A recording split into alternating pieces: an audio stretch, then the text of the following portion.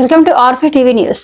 ప్రకాశం జిల్లా పెద్ద దోర్నాల మండలానికి చెందిన రాష్ట్ర హ్యూమన్ రైట్స్ వైఎస్ఆర్సీపీ టీయూసీ నాయకుడు, సేఫ్టీ డ్రైవర్ అధ్యక్షుడు షేక్ షేక్షావలి మరోసారి తన సేవ దృక్పథాన్ని చాటుకున్నారు.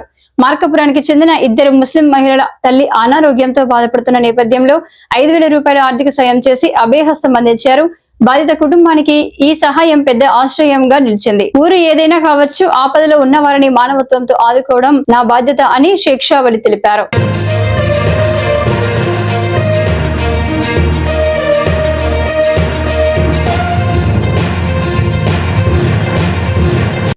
నా పేరు ఆస్మా. మాది మార్కాపురం దగ్గర తల్లువాడు. మా అమ్మ కొద్దిగా హెల్త్ ప్రాబ్లం ఉండి అన్న శిక్షావళి అన్న దగ్గరికి సాయం కోసం వచ్చాము.